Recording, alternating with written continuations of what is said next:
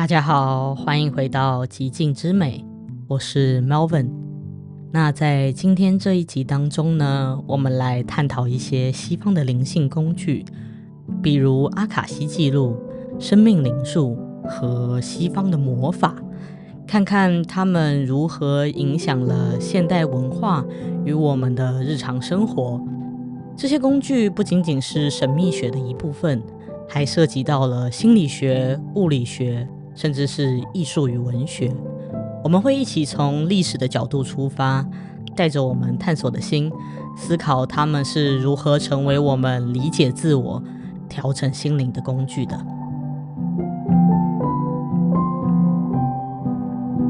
首先，让我们先来聊聊阿卡西记录。根据灵性学说，阿卡西记录是一个存在于以太中的宇宙资料库，记载了所有的灵魂的过去、现在与未来。这种概念来自于古印度的哲学。阿卡西在梵语中意味着以太或者空间。那从心理学的角度来说，阿卡西的理念还是与卡尔荣格的这个集体无意识的概念有非常多相似的地方。荣格认为我们内心深处存在着全人类共同的原型，而这些原型影响着我们的梦境、行为和情感。当我们说通过阿卡西记录了解自己的过去和未来时，可能就是在潜意识层面与集体无意识中的象征性记忆进行对话。阿卡西记录的概念也可以与神经科学当中的长期记忆存储来进行类比。神经科学家发现，我们的大脑无时无刻都在记录我们的经历，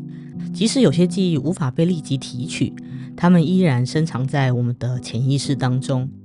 当人们通过冥想或者灵性的实践来读取阿卡西记录的时候，这可能是一种重新激活深层次的记忆的方式，帮助我们处理未解决的情感问题，并找到当前生活当中的启示。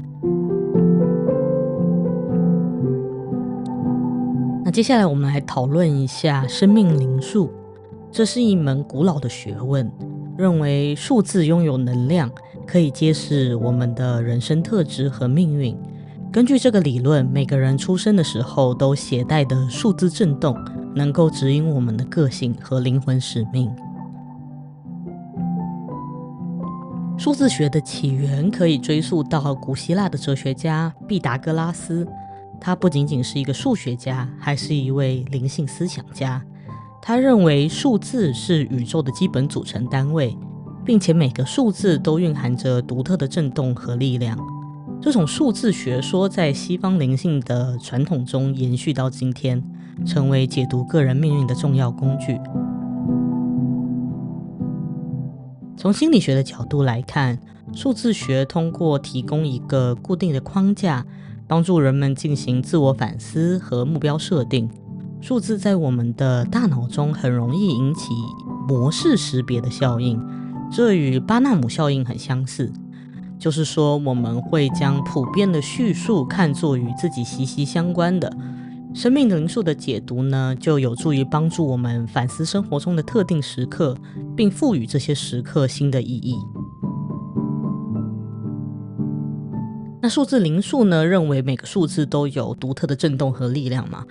所以这种思维呢，对一些艺术家和建筑师的影响也是非常深远的。数字不仅仅是一个数学符号，还象征着更深的宇宙意涵。毕达哥拉斯也认为数字是宇宙的语言，这种思想呢，也深深影响了欧洲的艺术和建筑。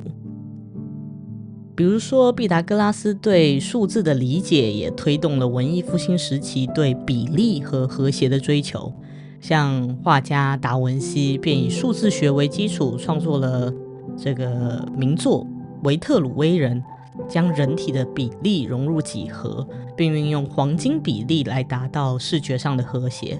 他认为这种比例能够反映自然之美，并且暗示了人与宇宙之间的联系。此外，数字对于音乐的影响也是同样巨大的。毕达哥拉斯认为音乐的和谐来自于数学的比例。因此音乐作品中的和弦节奏也蕴含着宇宙的秩序。这样的想法影响了从巴赫到贝多芬等的作曲家，使得他们的作品在数学和艺术的共鸣中展现出一种超越时空的美感。另外，数字学在戏剧作品当中也可以找到很多影子。在莎士比亚的《暴风雨》这个作品当中，数字和隐喻的运用就为故事赋予了更多的象征意义，强调了角色命运的不可避免性，并通过这些数字背后的象征暗示深化了主题。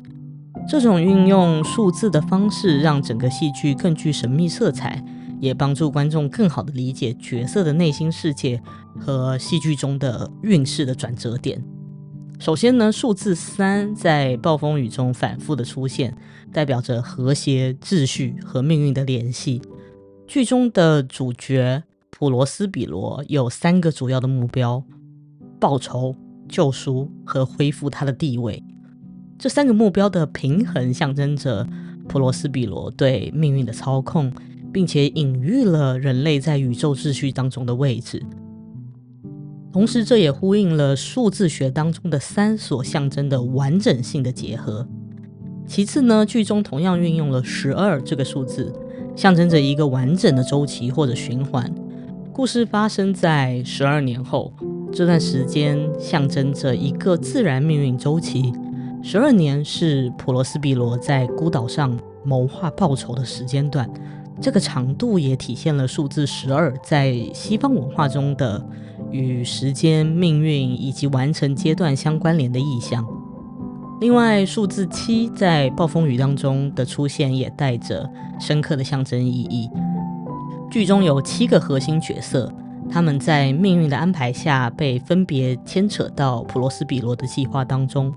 这种象征方式呼应了古代数字学当中7代表的神秘和灵性，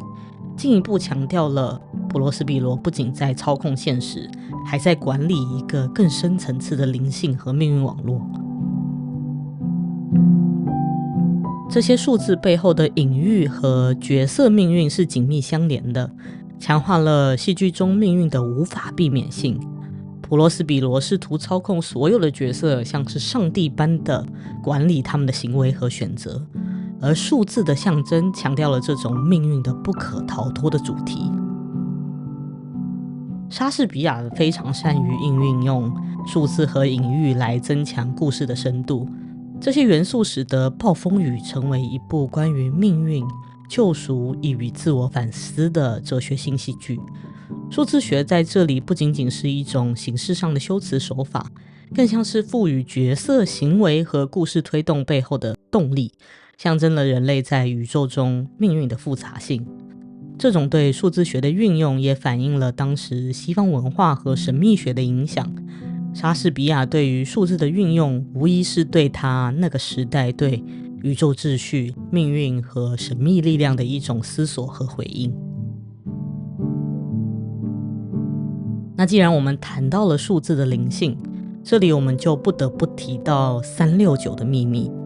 这被认为是宇宙的密码，像科学家尼古拉斯特斯拉他就曾经说过，如果你了解了369，你就能控制宇宙的秘密。这听起来像是一种某种神秘的智慧，但是它其实与数学的基本规律和宇宙的结构是息息相关的。数字3代表着创造的力量，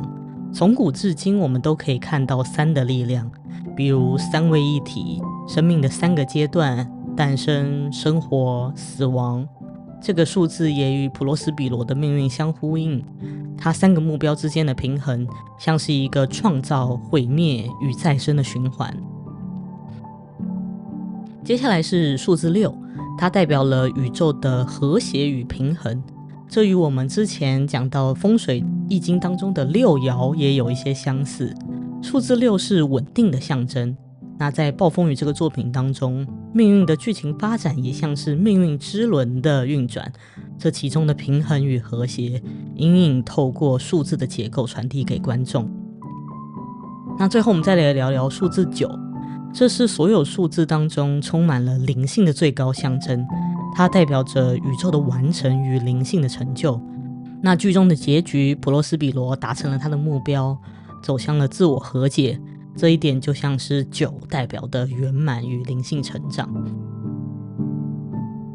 那如果我们能进一步回到东方看一下洛书中的数字结构，它同样也揭示了数字间的神秘力量。洛书用9宫格的排列来显示天地之间的能量流动和宇宙的平衡，它强调数字之间的和谐与秩序。这也让我们联想到在戏剧和文学创作当中，数字不仅仅是一个数量的表现，而是创造出平衡与命运的隐喻。数字就像是一种隐藏的语言，它们在我们生活的每一个角落都传递着讯息，帮助我们理解命运、平衡与和谐。无论是在文学、戏剧、艺术还是哲学，数字始终都与我们的灵性智慧紧密相连，帮助我们看见生命中的无限可能。那接下来我们来谈谈西方魔法 Magic， 这是一种探索内心力量的神秘学实践。不同于神话中的魔法，Magic 更像是一种意志的锻炼工具，强调通过意识、仪式与象征行为来达到个人或灵性的目标。这个词的历史可以追溯到古希腊的 Magi， 意味着智慧或神秘的知识。而现代的 Magic 受到了许多神秘学传统的影响，比如炼金术、卡巴拉和占星术。那西方魔法的根源之一就是炼金术。中世纪的炼金术不仅是一种化学实验，还是一种精神和哲学上的追求。炼金术是希望能够将铅转化为金，而这种化学转化其实是一种自我进化和灵魂升华的象征。著名的炼金术士，比如说帕拉塞尔苏斯和艾塞克牛顿，都以神秘学与科学并行的方式来理解世界。帕拉塞尔苏斯就认为，治疗的过程不仅是物质转换，更是一种心灵转化。这一精神呢，也影响了 Magic 的仪式设计，使得它成为探索意识的途径。那 Magic 的仪式设计常常与心理学当中的自我实现的概念有所交集。心理学有一些研究表明，象征性的仪式能够加强个人目标，使行为符合潜在的信念。比如说我们在一些非常重要的时刻举行一些庆典，或者是我们简单的只是毕业了或者过生日，我们都举行一些庆祝的仪式，这其实都带有一些 magic 的意图。通过这些行为增强自信或者凝聚力量，当人们在仪式当中集中注意力于某一个目标，这一行为也被心理学家称为象征行为。也就是说，行为本身是一种潜意识的暗示，使个体的意图更深入地植入我们的心里，并帮助我们实现目标。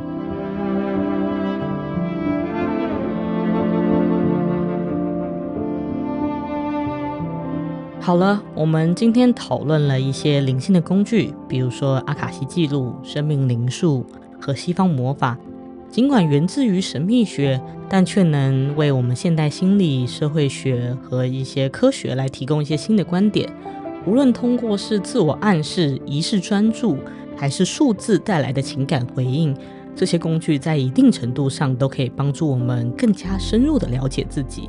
并且提供一种连接宇宙或自我意志的方式。在这个快速变迁的生活当中，或许这些灵性工具能让我们更加有机会重新思考如何在内心的平静中找到自我。所以下一次如果你也有就是很简单的，我们生活当中有一个很简单的小仪式，或者是你看到一个数字，你总是看到一个数字，你感觉它可能有什么意义，对你有什么意义的时候，或许你也可以想一想，或许它真的是有什么事情想要提醒你那我们也可以像上一集我们讲到的这样，通过我们重组我们大脑对事物的理解，来改变我们面对我们生活当中挑战的心态，来更好的应对我们的人生。那希望这一集极尽之美可以帮助你对灵性工具有更全面的理解，也期待你在日常生活当中可以使用一些这些工具带来的哲理，在日常生活当中去应用它们。那下一期呢，我们就会回到更科学的角度去探索一些西方的哲学家对我们现代社会有什么影响。那还是一样提醒大家，如果你还没有订阅这个频道的话，帮我一个忙，麻烦订阅这个频道。